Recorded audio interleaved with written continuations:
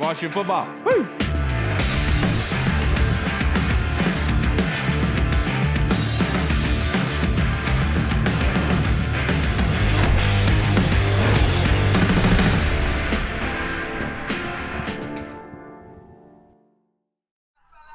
Hello, everybody, and welcome to the Burgundy Zone. I am your host, Kyle, and I'm joined by my co-host, Michael Hall. Reed will not be joining us for this episode. He's got some family matters to attend to. The title of this episode is A Giant Opportunity, and speaking of, the Burgundy Zone is a part of the Frederick Podcast Network. You can find out more by going to www.listenfrederick.com. We typically have a guest lined up, but this one's going to be pushed back a little bit. We're going to be waiting a little bit to be able to talk to somebody, but in the meantime, Hall, I want to talk about some questions that have been hypothetically offered by radio hosts, by content creators on social media, and that is in regards to Sam Howell. Heading into this matchup against the Giants, Hall, what is your feeling with Sam Howell as quote-unquote a franchise quarterback?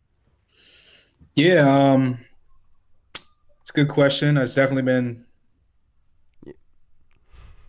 All right, and now we are joined by our guest, Mr. Kedric Golston. This is a miracle, Kendrick. I don't know how this was able to be performed and done, but I appreciate you for sticking with us and trying hard for this because it means a lot, brother. How you doing? I'm well, and yourself? I cannot complain. I'm in a lot better mood now because Zoom was pissing me off a little bit there, Kedric, but all in good spirits, sir. It's a big game. The title of this episode is A Giant Opportunity. And I want to get your opinion on Sam Howell as a young quarterback. You know, you playing in Washington, a veteran, a very good player in this league. You kind of seen what a quarterback having success and not having success. What is your opinion of Sam Howell right now? Man, the first thought that comes to mind is just, a guy that's tough as nails. And not only is he a quarterback, but he's a football player. Mm. You know what I mean? He's a football player that happens to play the quarterback position. And I like Sam coming out of college for a bunch of different reasons because he's shown that he could lead a team both through the air and with his legs. And so from a mental mindset, which I think is 80% of the battle in playing football in the playing quarterback in the National Football League, is I knew he was the right type of guy to go in to learn, to grow, and continue to improve as a quarterback. And you see that. If you look at some of the things he ran in North Carolina, it was a pretty simplistic offense. A lot of times they just had better skill positions. In the years that he had a ton of success, they had 2 or 3 NFL receivers, 2 NFL running backs. And so for him to kind of evolve his game and then now to be in his essentially third offense in 3 years with Coach Bieniemy, I think, the sky is the ceiling for him because he's a guy that you can tell doesn't have an ego and really just wants to work on his craft day in and day out. Yeah, 100% agree with that. And you've definitely seen a lot of positive things like the arm talent, the arm strength, the off-script throws. Obviously, like you talked about, he's a mobile guy. But the one bugaboo that everyone's been talking about lately is how many sacks he's been taking and how long he's been holding the ball. And a lot of the analytics crowd out there likes to say that sack totals are one thing that doesn't really change throughout a quarterback's career. So my question is, like you talked about his work ethic and how hard of a worker he is and how much time he puts into the game. Do you think that's something that he can change throughout his career? Or do you think that might be the bugaboo throughout the rest of his career? Well, if we judged everything solely based off of analytics, I think they say the average American household has 2.3 kids. So I'll let you figure out what that 0.3 looks like. But that being said, I mean, not to dispute analytics because I think there has a place with information and what you do with that information, I believe is the most important thing. But I think, young quarterbacks are either going to hold the ball receptions, and that's a part of the maturation process for them. And so I think with him learning the offense, being more comfortable with understanding where he's understanding what the weaknesses are in the pass protection and where he can kind of, the old saying goes, you never go broke making a profit, right? And so sometimes you might just need to take that quick dump off. So I think kind of like we figured out with this technology today, once this process speeds up, he'll be able to, I believe, eliminate some of that. But in actuality, though, if you look at any young quarterback outside of, potentially some of the greats, which even they struggle, Peyton Manning, broke the record for interceptions, so on and so forth. If you look at quarterbacks in this league that had instant success when they came in, they've all been run-heavy, defensive-led teams. Yeah. And so for me, yes, some of those sacks might be on him, but at the same token, the offensive line hasn't played up to their bargain. You know what I mean? Some of the things that happen, a young quarterback shouldn't have to deal with. You know what I mean? If you got Aaron Rodgers, Tom Brady, veteran guys back there, yeah, they can get rid of the ball. They throw it in the dirt. Here's a guy, trying to prove to us and himself that he can play in the National Football League at a high level. And so that doesn't bother me because I feel like that can be controlled with play calling and just, kind of understanding the tempo of the game. But, any young quarterback, I used to, when Kirk first started, playing, I said, if you ask any quarterback to throw the ball, 35, 40 times a game, there's going to be interceptions and there's going to be mistakes because you're just exposing them that much more. You know what I mean? And so I like how he responds and I like how he comes in and you can see each and every week, he's improving, but then I listen to him when he fails and I understand that's a guy who is going to get better in this league. For somebody that, can listen to people make excuses or try to, he takes blame even when it's not necessarily on him. Right. And everybody knows that, but that's the true sign of a leader because he understands that the people that really know whether mistakes are happening, there's no sense of him putting that out there and he's taking ownership for his own thing. So for me, I enjoy watching him play and I'm not going to be premature in saying, he's the next franchise guy, but I like him at the helm of this football team right now. I totally agree with you, Kedric. That Philadelphia drive at the end of the game sealed it for me and my confidence in Sam, but obviously he still has a way to go. That being said, Mic'd Up this week came out from the Commanders. Jerron Payne was on it, and he said he got the cheese, which is an awesome quote from him. He has been playing really well along with this defensive line at spurts. Are you concerned about the defense up until this point, or do you think that last week against the Falcons, that kind of in the 3 turnovers, that might be a turning point in the season for the defense? Well, you got to, good defenses take advantage of bad quarterback play. So I would be concerned if they didn't take advantage of Desmond Ridder. Okay. Because he's struggling as a passer. I think the measuring stick for this defense is being able to slow down elite level offenses. That's the true measuring stick. You look at some of the dominant defenses in this league, and historically, they slow down high-powered offenses. And so that's what I believe the next step is for them. But what as good as the defensive line is, you had a young corner who was struggling earlier on in the year. You know what I mean? You got young linebackers that could probably play a little bit better. So as an offensive coordinator, you're going to try to eliminate the defensive line as much as possible by making those corners tackle, by putting them in one-on-one situations. And so,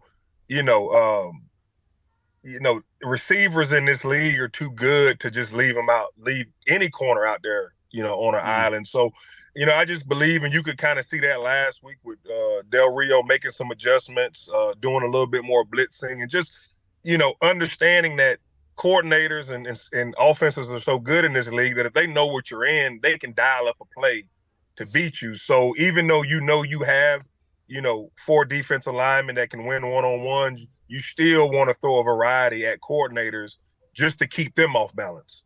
And you're absolutely right. And you talked about those adjustments, and I want to get your opinion on this. Emmanuel Forbes, the rookie, was benched, obviously did not play last week. Has that ever happened to a teammate of yours in the past, either through college, NFL, where you kind of like helped a guy through sort of a situation like this? And how did you feel about that? Did you think it was necessary? Well, I think my question is if you benched him this early in the season, why did you start him early in the season? You know what I mean? I feel like rookies should, not only even talented ones, you want to kind of, feed them slowly, even being that he was a first-round draft pick, to kind of what does game day look like? What does the communication looks like? Let him get a picture from the sideline where he's kind of maybe in a rotational role. playing special teams so that he can get in, he can get out. Because as far as young players go, you want to make sure that, one, you're challenging them, two, you're constantly communicating with them, understanding that it might take some time, time for them to get that. But I thought he had a great preseason, but I'm always weary of, just giving rookies, everything at once, because I feel like, if development is what we know he needs to do, benching him hurts his confidence, and you have to be mentally tough to play in this game, and I understand that, but he didn't do anything in the game that he wasn't doing in practice. And so for me, the mistakes he was making in practice, you should have probably saw what he was doing in practice and understood how that translated to the game, and maybe not put so much on his plate early on. Okay. Yeah, definitely. I like that. I like that answer. Sticking with the defensive side of the ball, a lot has been talked about with Chase Young coming back from the injury and how he looked throughout the training camp and the offseason. And he's coming to this season. He's played pretty well. I think he's top 10 in pressure rate right now. I think he has 2.5, 3.5 sacks, something like that. And you saw against Atlanta that he was getting close to Desmond Ridder, would get a couple hands on him, but he would shake loose. And the big thing about Chase coming into this season was getting back healthy and then finishing at the quarterback, also with Montez Sweat. What have you seen so far from Chase that you've liked, and what does he need to do a little bit better to maybe so that he is getting to the quarterback and finishing? I think that if you watch Chase's his rookie year, Chase is a disruptive player. He affects the quarterback. He can be dominant in the run game. And so for me, I think when young players or players in general put too much pressure on themselves trying to chase a statistic, it hurts their overall performance. And then you compound that with him coming off a major knee surgery, where, if I'm not mistaken, they went into the other leg to get a piece of that. Yeah. That's a serious situation. And so for me, my advice to Chase would just to continue to work on your craft, get in the best shape you've ever been in, get confident in your knees, and growing, as a young player in this league. And just like you did before, you have enough physical talent where those plays will come to themselves. You know what I'm saying? Will come to you. So, whether he's ever a 15, 17, a year sack guy, I don't know that, but I do know and believe with his physical traits and what he's shown flashes of, he could be an impact player in this league, regardless of where he's at in this point in his career. You know what I'm saying? Absolutely. I get it. Now, to wrap this up, Kendric, I know you're very busy and you spent a lot of time being able to come on here, so I don't want to take you too much of it. But that being said, we got to get into this Giants matchup this weekend. Right now, Washington is heading in as 2.5-point favorites. They're 3-3. New York is 1-5. But it's not like something you could go in and assume that it's going to be an easy victory or anything like that, because we did just lose to the Bears, who were 0-4 at the time. What is one area in particular that Washington has to do well against the Giants in order for them to be in a position to win? I think initially, and I don't know if Daniel Jones is going to play. I know he's banged up, but if you look over the past, I believe 2 seasons, he's really hurt this team extending plays with his legs. Minus Saquon Barkley, we understand that their receivers, they don't have anybody that you look at on paper and say, oh man, this guy, we got to have a plan for him. But that being said, I don't think anybody said that going into the Bears game either. So you got to respect your opponent, understand that, they're not the Giants aren't intimidated with you coming in. They kind of expect to play well because they've shown that they can play well against you. And so for me, it's cliche, but at the end of the day, you just got to try to win this football game. You can't worry about, what happened last week. And to be quite frank, you can't count on 3 interceptions to win a football game either. Right. You know what I mean? You're absolutely right, Kendric, because that's not always going to be the case every week. Last question I have for you, score prediction and MVP for the game. I think the score prediction, I'm going to say 27-14 Commanders, and let's go with Jahan Dotson. My man, Hey, I absolutely breakout love to hear that. We've been waiting for the breakouts. Hopefully you're right. Absolutely. Yep, and I feel like there's been enough noise with kind of him, and he seems like a really nice young player, and I can you can tell him dropping those passes isn't going to sit well with him. So I expect him to come out and for the coaches to kind of feature him so that he can get his confidence back and be the player that we've seen him last year. Yeah, yeah, you're absolutely right, Kedric. Because the stuff that I saw about Jahan, it's like, have we forgotten what happened last year with Jahan? The kid is a monster, insane. Kedric, I can't thank you enough for joining us as always. Is there any social media accounts that you would like to promote where you're at, so people, anybody hasn't followed you yet, would like to? Yeah, nah, I kind of missed the ball. I probably should get more on this social media. If you're looking for me, you can probably find me on a youth football field, screaming and yelling on the weekend. So that's most of the.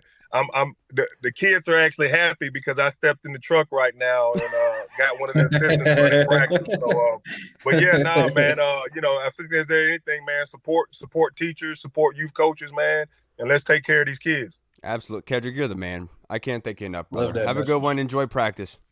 All right, man. Appreciate Have a good it. one. Bye-bye. Thanks, Kedric. Man, I just really appreciate Kedric for continuing to work hard to be able to come on here. It really says a Yeah. lot about his character. Hell yeah. Plus, Definitely- I like that. I like the answers he was giving. They were like nice, thought out, like not like deep, but like thoughtful answers. So Really like 'em. like you said, definitely. Also, we had the super technical difficulties. So, like you said, he stuck with us, and definitely he came through. Yeah, and technical difficulties wasn't just on Zoom either. My computer was actually crazy. But let's get into some fan questions before we are joined by our next guest. This one is from the Colonel, who's coming over this weekend to watch the game on Sunday. Really Nice. excited about it, to be able to see him. Now, his question is, take a look at the New York Jets season so far. They've beaten 2 Super Bowl contenders, Buffalo and Philadelphia, without Aaron Rodgers, and lost to the Chiefs by a field goal. Do they have something that we don't? And why can't we go with Coach Rivera's theme last year of we have everything we need on this team? I don't really think they have anything that we don't have. I just think that their defense played a lot more consistent and a lot more dominant, which was able to cover up. And even Zach Wilson didn't really have that bad of a game. So you've seen over the past couple of years, especially with this team, that when the defense is dominant and taking over a game, whether it's Carson Wentz, Taylor Heineke, whoever it may be at quarterback, you can come out on the other side of a win, other side of the game with a win, no matter who the opponent is. So I think that I don't think it's really anything that they don't have, we have that they don't have. I think it was more of a fact that our defense was supposed to be a dominant defense and be one of those be a defense like the Jets has been playing recently, and they've been dominant. They've taken over games, and honestly, they've won a lot of games. And I mean, we just saw that in Atlanta that the defense kind of won the game for us there. So it's definitely something that we're capable of. I'd rather have a more balanced team where the offense is putting up points and the defense is keeping them out of the end zone and keeping points off the board. But to answer your question, I think it's just a matter of their defense was more consistently dominant throughout the game, and it helped them get the W as opposed to us versus the Bills. You saw what happened on offense with Sam Howell. That was a disaster. And the Bears game on defense was a disaster. So if we get some consistency on defense, I think you'll see results like the Jets of us beating good teams. That is definitely my son up there. He is up there just banging on something and just relentlessly over and over again, just going to town. I don't know what he is. Hopefully he's not hurting anybody.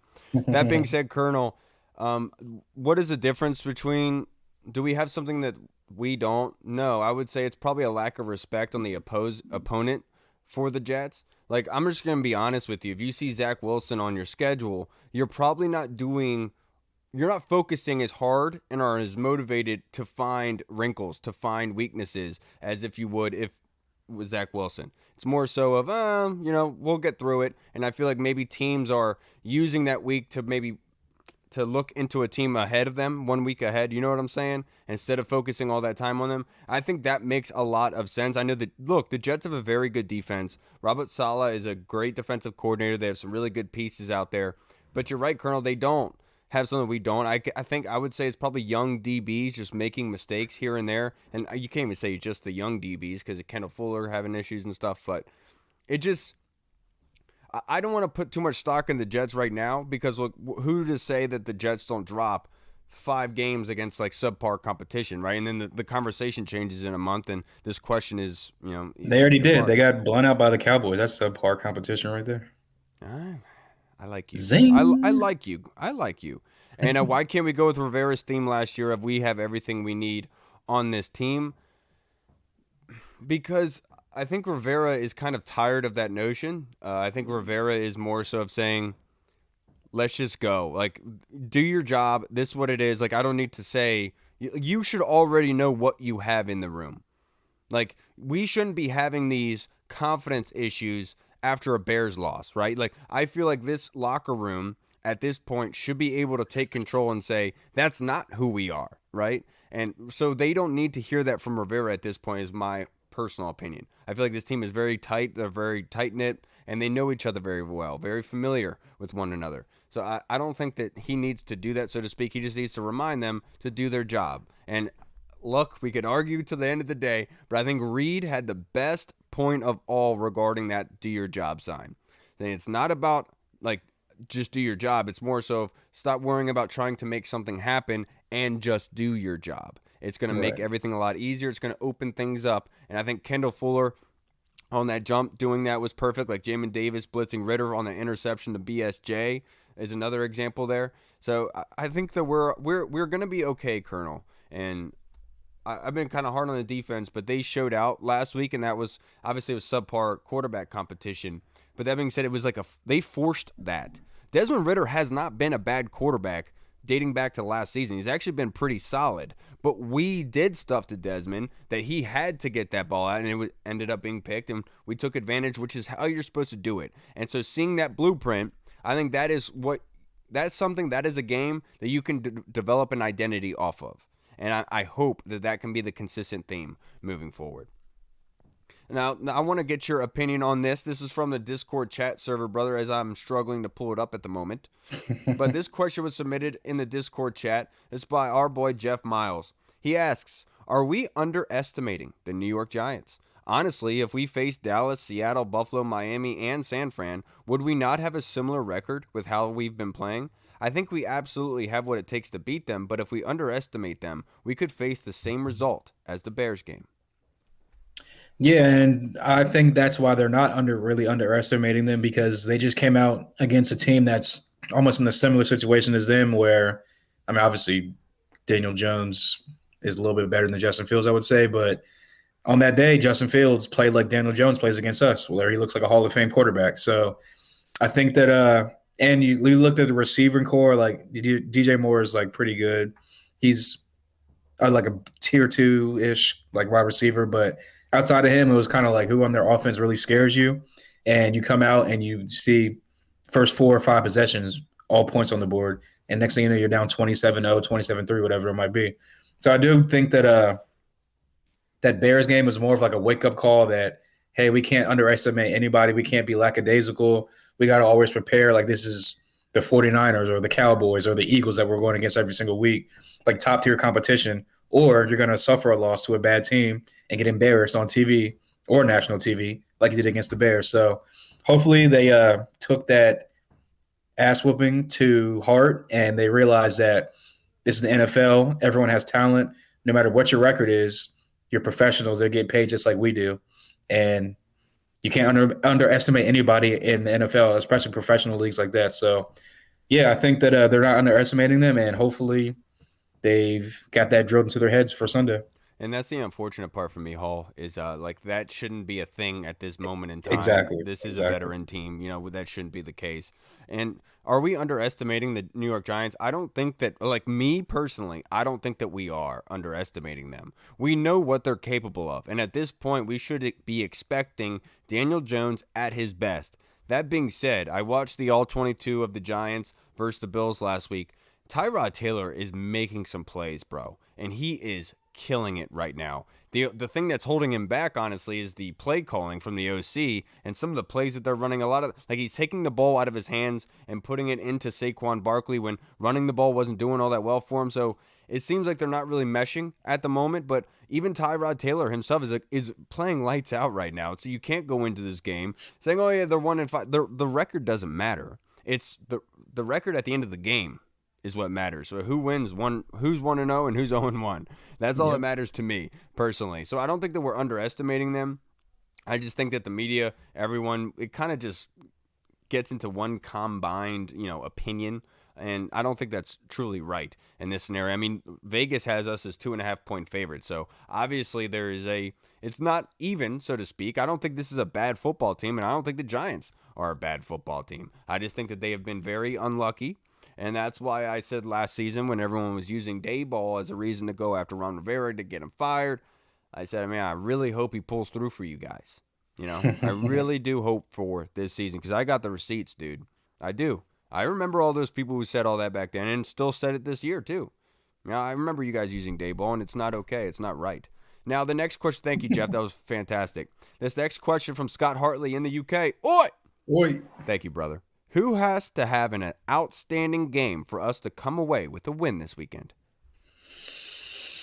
The easy answer would be the defensive line, just because the Giants have so many offensive linemen banged up that this defensive line should be able to eat. But I'm going to flip it to the other side of the ball, and I'm going to say the offensive line needs to have the best day or a good day out there on the field, because Wink Martindale, former Ravens coordinator, is a guy that's kind of cut from that Greg Williams cloth, where I'm going to bring pressure very often and very early, and you're going to have to deal with it or you're going to go down with the ship. And I think that's going to be their game plan come this Sunday. They see that Sam likes to hold the ball a little bit longer than he should. So they're going to send pressure from the outside. They're going to send it from the inside. They're going to send two guys. They're going to send like exotic blitzes. And I think that the offensive line is going to have to be on their A game this week to be able to get the blitzers, pick up the blitzes, keep Sam pretty clean in the pocket or outside the pocket so that he has time to maneuver and put points on the board. So I would go with the offensive line. Wow. You did a great job there because the whole time I would say Leno. I think if Leno has an outstanding game, this is where this team is in a really good position to win. And what I mean by an outstanding game is by pushing the defensive line, creating those creases, those holes for the running backs to go through. You know what I mean? And not just doing his job just to do it at the least kind of physical level possible. Kind of saw what Cornelius Lucas did in the run game last week, and hopefully that could continue this weekend because they're going to need it. Right now, the Giants' defense are 28th in points per game. They're 26th in third down percentage, 31st in rushing yards, 16th in passing yards, 23rd in the red zone, and 32nd in sacks allowed. For me personally, I think Charles Leno is the one that has probably the biggest key here because we know about Thibodeau last year and what happened there. And so I don't want to have that kind of rear its ugly head again. Like you said already, keeping Sam upright and being able to run the football consistently is probably the biggest point of emphasis going forward. That's a great question, Scott. That was a very good job. Now we are joined by our next guest, Mr. Lake Lewis. Thank you for joining us, brother. How was the drive home? It was all right, man. Just a lot of traffic as always, but here, I made it. Yeah, of course, there's construction everywhere around the DMV, apparently. Oh, my God. Too much. It's always working on the road somehow, but nothing ever gets fixed. Like, there's dang construction guys. Just more people on the road. That's all it causes. My man. Lake, before we get into this Giants game and kind of talking about everything, I want to ask you this question in pertaining to the entire season. If there was like an unsung hero you could give that award to so far, who would that be? That's a great question. I was just talking to somebody today about offensive MVP, and they were like, by default, it could be Sam Howell, and I said Brian Robinson. So I might go B-Rob, for my unsung hero, just because when he's gotten the touches, when they've had games where they could have balance on offense and they could run the football. He's been very, very... Whoa, what is happening? I thought that was me. Hey, Lake, it looks like your microphone went out. I don't even think you can see us right now. Hey, Lake, it looks like your microphone went out.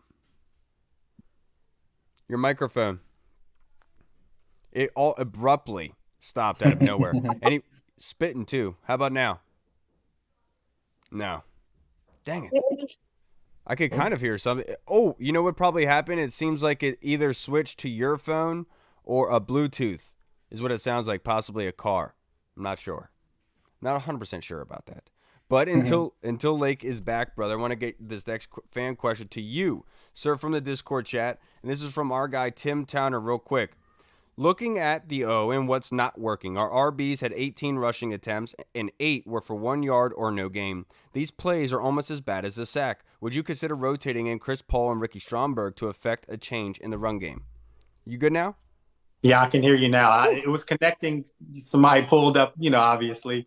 Pulled up in the driveway and it connected to the car. That's exactly what I thought it was. I hate it when it happens with my wife's car all the time because I'm connected to the Bluetooth. What's going on? Okay, so yeah. So I heard a question about Ricky Stromberg.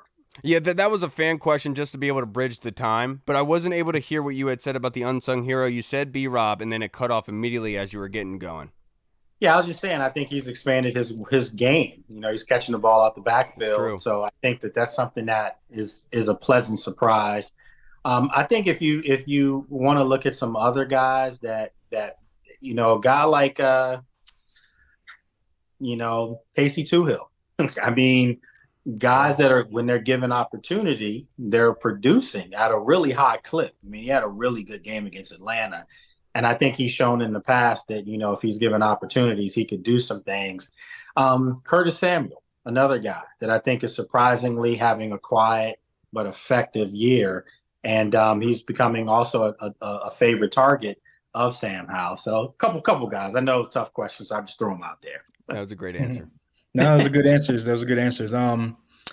Kind of like before we get into the Giants game, how would you grade kind of the performance through 7 weeks so far, or 6 weeks so far, 6 games with Sam Howell and Eric Bieniemy as kind of like the combination and how their growth has been from week 1 to week 6?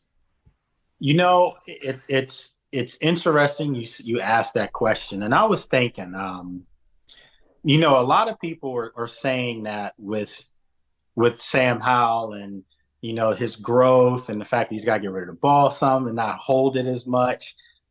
I just keep telling people, look at Eric Bieniemy, okay? Mm-hmm. Look at what Eric Bieniemy has to what he has to go through, as far as he's developing pretty much a rookie quarterback after having been with the last 6 years the GOAT, and Patrick Mahomes. That's a tough thing to go from someone that is that good to someone that's just learning what it is to be a professional quarterback, okay? Then on top of that, you're coming into, pretty much a dysfunctional organization that's trying to get it right now, okay? Then on top of that, you're coming into a situation where your offensive line is not Kansas City's offensive line. So there's just so many things that are going on that I think people really have to look at the body of work after 7 games and understand, or after 6 games and understand, for this team to be 3-3, if you were to ask most Commanders fans that they would be at 500 with a really good chance to be above 500 after week 7, would they sign up for it right now? Every last real fan would have signed up for that. So before we get this gloom and doom type scenario, you have a first-year coordinator with a first-year quarterback in a first-year setting, So I think what I'm looking for and what I look for each game, guys, is I look to see progress, and I look to see what are they getting better at? What did they do that wasn't good the week before? And I know last week, the stuff that I saw with the offense looked a lot better than what it looked like against Chicago. I saw some things in the Philadelphia game that looked so much better than what it did the week before against Buffalo. I'm expecting to see things look even better this week against the Giants, who have a really good defense, by the way. Yep. So we just look for progress. And I think as long as those two guys do that, and each week you see that, they're going to be fine. I think they're a really nice tandem in the making for the long haul here. Ooh, I'd love to hear the sound of that, sir. My next question for you. We don't know who's going to be lining up at quarterback. We were kind of talking about this briefly before, but I think Tyrod Taylor is playing really freaking well right now. Probably not everyone feels the same way, but I watched the All-22 versus the Bills, and the guy made some incredible plays. Oh, he looked good. The running quarterbacks have been a thorn in the backside of the defense for a long time, but also in the beginning of the season. How can they adjust in being able to limit Daniel Jones or Tyrod Taylor? Listen, Kyle, man, that's just perfect question, because in the locker room today, I was talking with a good friend of mine, and we were just like, pick your poison. You know, do you want to see Daniel Jones, who has career days against Washington, or do you want Tyrod Taylor, who's the ultimate mobile quarterback that's smart and won't turn the ball over? Yep. So I was just like, pick your poison. And for me, I think I probably want to see Daniel Jones, believe it or not. Crazy. You know, as crazy as that sounds. So they just paid him like $40 million too, Lake. Absolutely. I think I want him out there as opposed to because I know he's not going to throw it anywhere. Tyrod is a better thrower. So with that said, I think Washington has to start shadowing these mobile quarterbacks. I mean, Jamin Davis is an athletic guy, and you know, he can run with people. You know, he can cover tight ends. We see that he's athletic. He can do that. I think Khaleke Hudson is a guy that needs to get more touches, you know, get more opportunities to touch the field, because we saw in Atlanta last week, he made some nice plays. He's more mobile, quick, a lot more quicker and mobile than Barton. So my thing is, I just think that one of those guys has to be conscious of not dropping back in coverage, covering a tight end, or you know, playing too far away from the line of scrimmage, because what's happened is the pass rush is really good. It's so good that teams are letting these guys get upfield, and then they just have their quarterback step underneath in the pocket and take off, and there's chunk plays, 25, 30 yards at a time. So I just think if Washington can shadow these mobile quarterbacks starting this week, because they're going to have another one coming in another week in Jalen Hurts, it could really, I think, springboard this defense to being what we all thought they could be, because they're giving up way too many big plays in the middle of the field. And real quick, like, I know that you were talking about this in the previous question with Eric Bieniemy, but I really want to make this point. It's almost like Eric Bieniemy was running a 5-star restaurant with a world-renowned chef, and then he opened up a new one with a kid fresh out of culinary school, and it's already up to 4 stars in the first 3 months. You know, it's absolutely incredible. I like that, and I'm glad you said that, because I am getting a little irritated when I hear fans talk about Sam, or, I mean, it's just the nicest, most unassuming quarterback I think I've ever covered here. And this is my 14th year. I mean, he's in the locker room today after practice, just chilling at his locker, looking at his tab. You know, that's what you want, man. You want your leader to be one of the guys. Yeah. And you want him to not be, look at me, look at me, look at me. He was trying to hide over in this area, you know, just relaxing. And that's what I'm saying. You know, it's a big difference from some of the other guys that we've covered who've been the quarterbacks here. And he's young. And I think if anybody that knows football, I like to think this is what I do for a living. I know football. I can tell you right now, this guy is a really good professional quarterback with an opportunity, with the right tutelage, which I think he's getting, to be an elite quarterback. I think he has all those tools to be the guy in DC for a long time. Just got to give him time. He's going to make growing mistakes. This is what young guys do. Josh Allen, Peyton Manning, Troy Aikman, you name them all. They struggle at times. Patrick Mahomes and Tom Brady, they're different. They're built different. That's why they're considered GOATs. Yeah, no, I agree. Everyone that's been around him, talked to him, always says that it's the off the field stuff. He's just willing to put the work in. He's willing to stay late. First guy there, last guy leaving type of situation. So, I mean, that's all you can ask for in a young guy and a young player in this league is just put the work in and you'll get the results eventually. So hopefully he keeps building on that. But sticking with the offensive side of the ball, a guy that's been talked about a lot lately is my guy, Jahan Dotson. And I think mostly because he's dropped that pass against Atlanta this weekend. So don't forget, made him stick out a little bit. A huge Penn State guy. So I know. That's why I got my guy.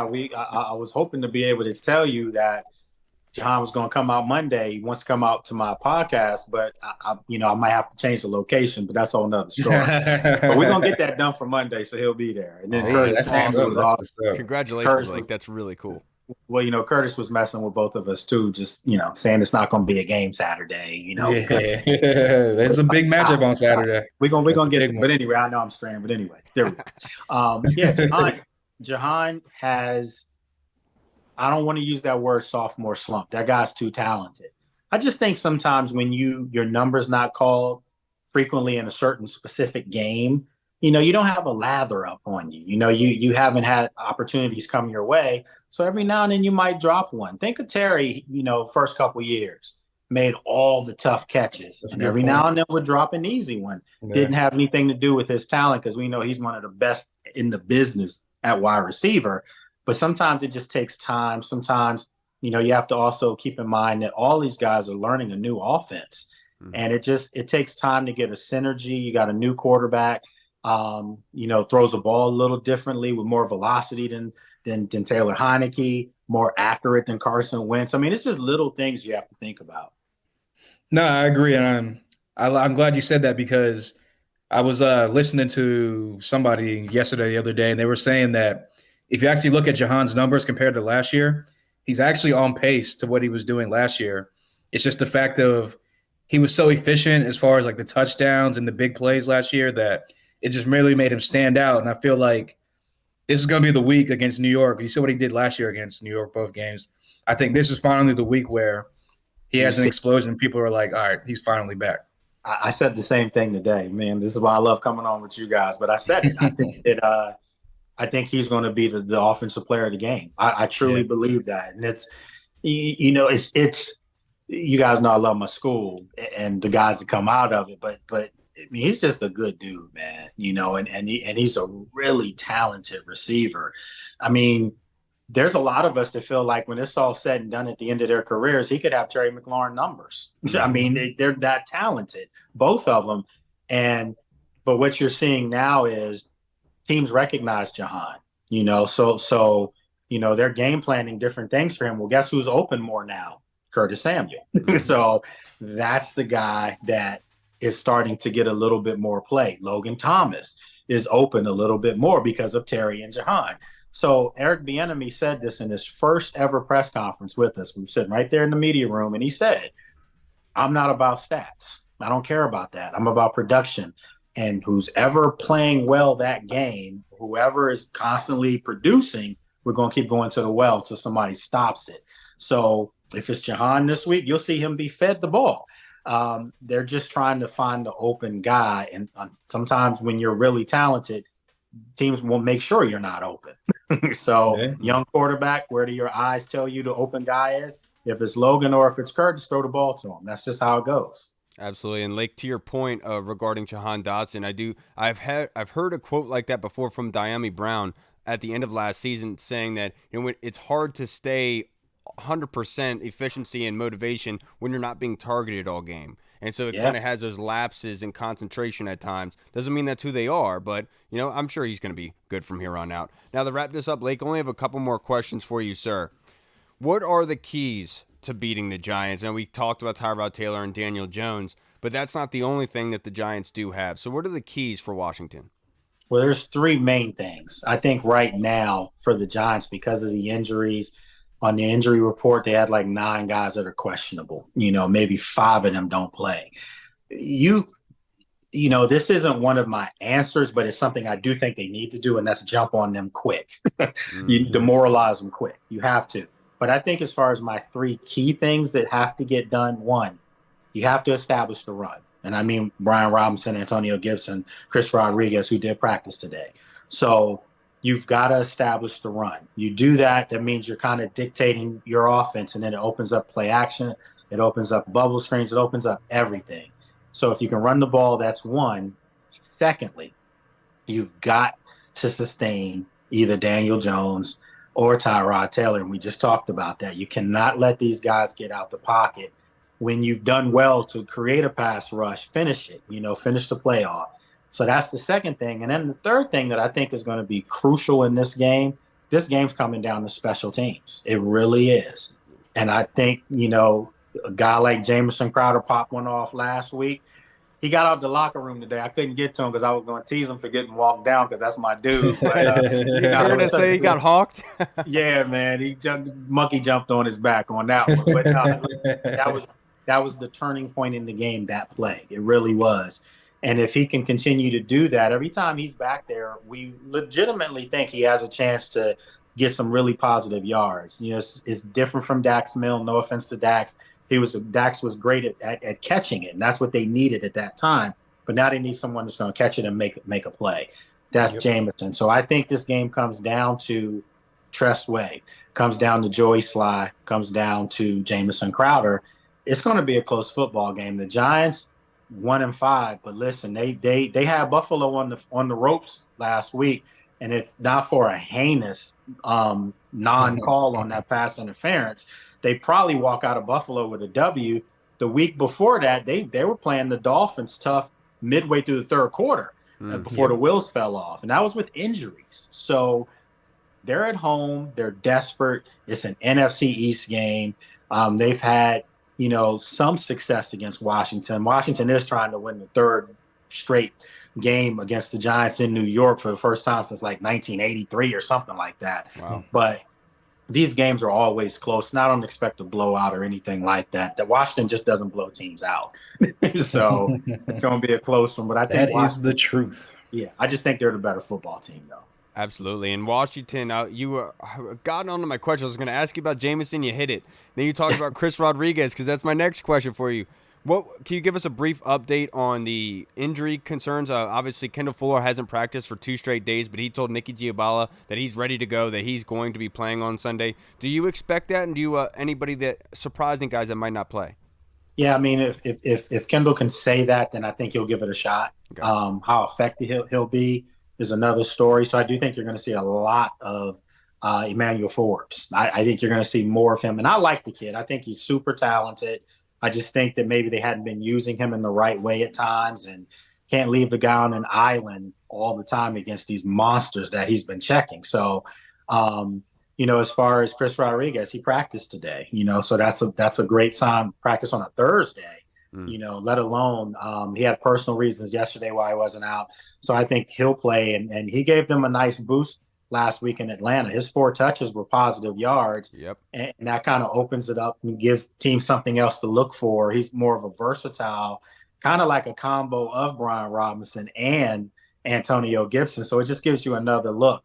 Fedarian Mathis is the guy that I think a lot of people are wondering, if FA is coming back off IR, when is Fedarian coming off? And, I expect that to be soon. But, they want to make sure the kid's right, because he is coming off a major injury.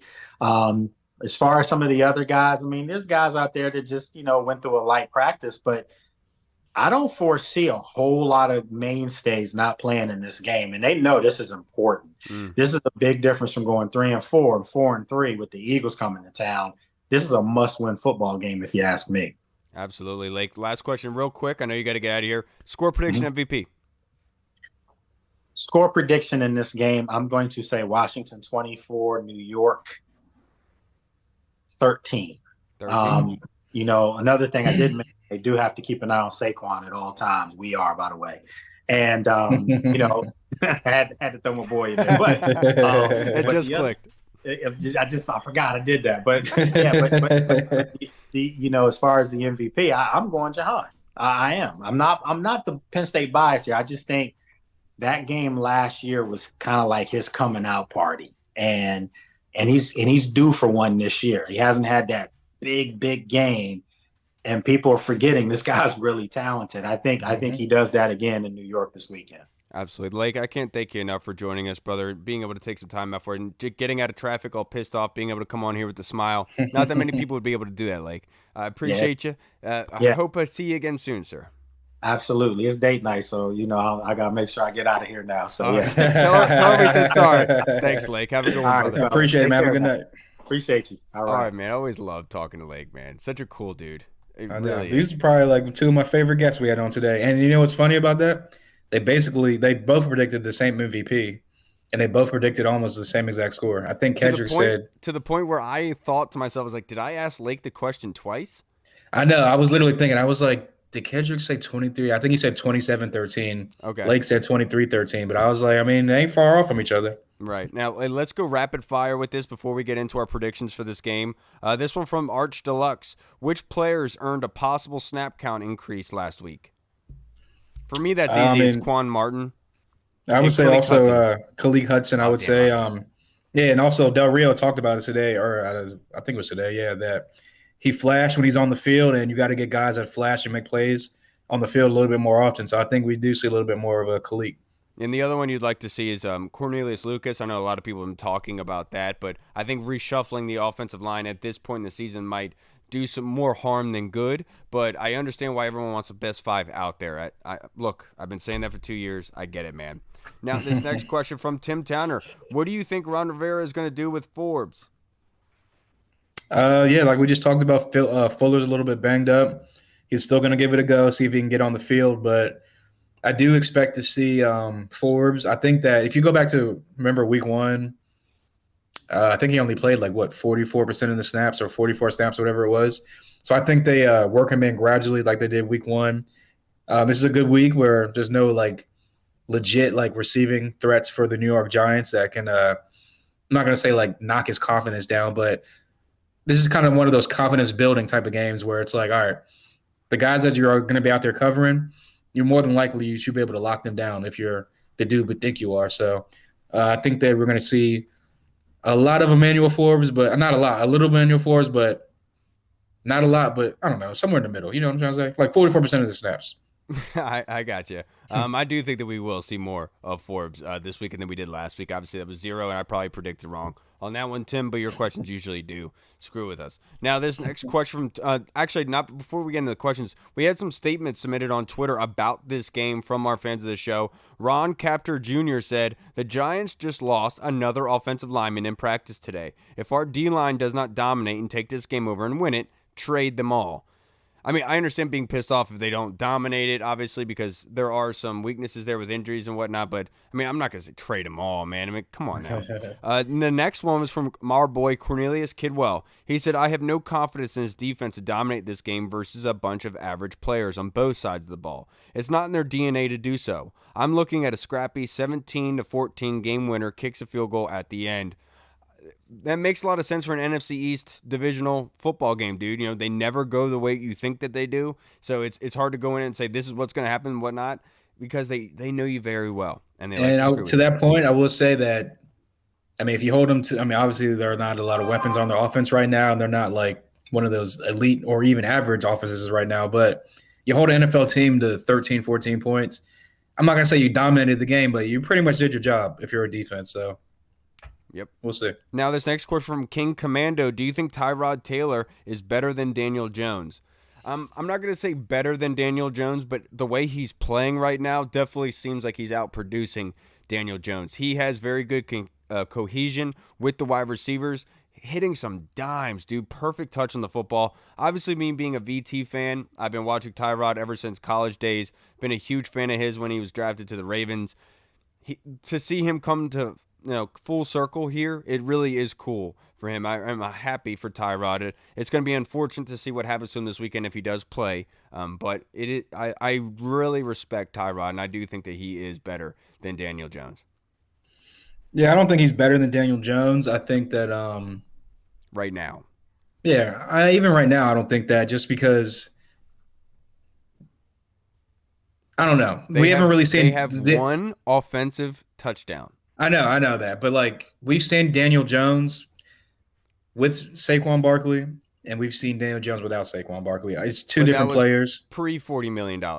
Yeah, of course. But I'm just saying, and we saw Daboll kind of mold the offense around what Daniel Jones does great, which is where I think a lot of the flack about Ron Rivera versus Brian Daboll last year came from, which at the end of the day, it should have been Scott Turner versus Brian Daboll because Scott Turner was the one molding the offense. But Anyway, long story short, I think that Daniel Jones is a better quarterback, and I think that Tyrod's not bad. He's average. He's a startable quarterback. He's one of those bridge guys, but I do think that Daniel Jones is one of those low end, if you have to start him type of guys, where Tyrod is almost in the same boat, but you know what I'm saying? A kind of a pecking order or two down in the tiers, if you want to say that. I understand what you're saying. Yeah, I'm not going to argue with you because you're absolutely right. Now, this next question is from our boy Tony Franchise. Paul, how bad would it look if we lose this game against the Giants? It would look pretty bad, but I will say this. It'll look bad regardless because now we're 0-2 in the division, and so it'll look bad as far as optics because you lost to a Bears team that didn't really have a lot of talent. Now you just lost to a Giants team who's banged up, doesn't really have a lot of talent. But I think that if they lose, I think the way that they lose will definitely go a lot into it, just because if they come out and carve us up on defense and put up a bunch of yards, a bunch of points, then yes, it'll be very disappointing. It'll be another disgraceful loss, and I will definitely have horrible, horrible things to say about them on Monday. But I do think that it's like you said, it's a division game, us versus Giants, kind of like us versus going to Philly. It's always one of those like 3 to 5 point games, come down to a field goal last minute type of thing. So I do think that if they lose, trust me, everyone will be talking about fire Rivera, fire Del Rio, get everyone out of here, blah blah blah. But I just think that it's a division game. They go either way every time we play the Giants. And yes, like I said, I'll say horrible, bad things about them on Monday on the podcast, but I won't. I might have a little bit of perspective by then. But I think it also, like I said, matters about how they lose and how the game flow goes and how it ends. Yeah, that's why this episode is called A Giant Opportunity.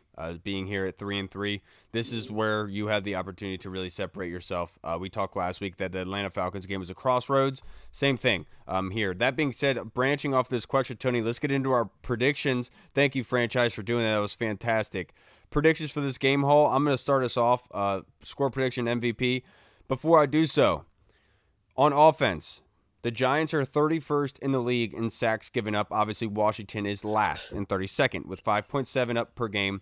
They are 31st. Now, defensively, the Giants are last in the league in sacks per game. Washington is 8th. That is going to be huge in this game this weekend, especially with turnovers. We saw last week when you pressure Desmond Ridder, he throws his interceptions. Obviously, Desmond Ridder is not Tyrod Taylor or Daniel Jones, but replicating that pressure is how you create those tension situations where a guy might make a mistake when he shouldn't. And that sort of thing has to come about in this game. Washington is 15th in points per game, 26th on third down, 25th in rushing yards, 16th in passing yards, 7th in red zone conversion rate, which is fan-freaking-tastic, and then last in sacks. On defense, we're 29th in points per game, 18th in third down percentage, 23rd in rushing yards, 27th in passing yards, 10th in red zone percentage, and 8th in sacks. That being said, I know it's a lot of numbers for you guys. Let's rip the Giants off real quick. Points per game, they're last. Third down percentage is 17th. Rushing yards, they're 21st. Passing yards are 31st on offense. Red zone conversion rate, 30th in the league at 31%. And on sacks, they're 31st. Defensively, they are 28th in points per game. They are 26th in third down percentage, 31st in rushing yards, 16th in passing yards, 23rd in red zone conversion rate, and last in the league in sacks. Yes, it would be bad, Tony, if they lost this game, but they are still a good football team. You expect Daniel Jones, Tyrod, all those boys to be at their best. But if you go in and you play your best game on Sunday, you win it, to be straight up honest with you. I think Washington wins. I picked last week, 30-14. I'll go 27. I'll go 27-9. And then the MVP of this game that I'm going to pick. Man, who do I want to pick for this? I'll say Logan Thomas. That's a good one. That's a good one. Yeah, I think that we should be able to come out. Like I said, I know it's a division game. They got injuries. It's always a tough matchup when you go to New York. They come here. But I do think that we're the better team. It might be one of those kind of ugly, up and down type of games. It's going to be a close one. It always comes down to one of those last drives, last plays of the games versus New York. Unfortunately, as much as I want to say, I think that this is a close game, like kind of like when New York played Miami, where they keep it close through 2.5, 3 quarters, and then we kind of just take it to a next level, hit the gas on them, and jump up on them. But unfortunately, we don't do that here in Washington a lot. So I'll say that it comes down to a close game. I think the score is. I'll go Washington 27. Washington 24. New York, I'll say they score. I'll go 24-17. I think we get them by a touchdown. And my MVP, like I've been saying, I've been calling for it. I think finally this is the week. Please, for my fantasy football team's sake, Jahan Dotson, go crazy. Honestly, the one sticking out has to be Brian Robinson. Obviously, the Giants being 31st on defense against the run, that would make a lot of sense, right? Because B-Rob, at that point, you don't want to stop the dude. But guys, this has been a pleasure of an episode to be able to talk with you all. This has been a lot of fun to be able to do that. It's been kind of chaotic. That being said, it's been a really cool time. All right, everybody, that's going to wrap us up for this episode. I'm Kyle. I'm Hall. And we will see you guys on Monday. Enjoy the game on Sunday. I know hopefully on a victory Monday. I know Aled is coming from Wales in Europe. He's coming over to watch the game, so he's going to MetLife. Respect to you, Aled. Thank you for making the trip over. Represent our boys with pride. Just don't get in any fights. We do not want to see you go viral, Aled. Let's enjoy the time here in the States. Let them say what they want to you, man. We got your back. Don't worry. Come back home at any time. We got you. All right, everybody. We'll see you on Monday. Have a great, safe weekend. Washington football. Woo! Hey, what's up, everybody? It's Kyle. I just wanted to say thank you so much for watching. And if you liked what you saw, make sure you hit the subscribe button and the notification bell. That way you get notified when anything new is uploaded to the channel. Also, we just launched theburgundyzone.com. You can go there and find all of our latest news, articles, and the latest episodes that are uploaded. Again, we also have the Discord chat server, where all of our VIP folks are in, like Andy Burrows, Scott Hartley, Sergio Martin is in there as well. Don't miss out on the Discord chat server. Go and check that out. Until next time, everybody, Washington football. Woo!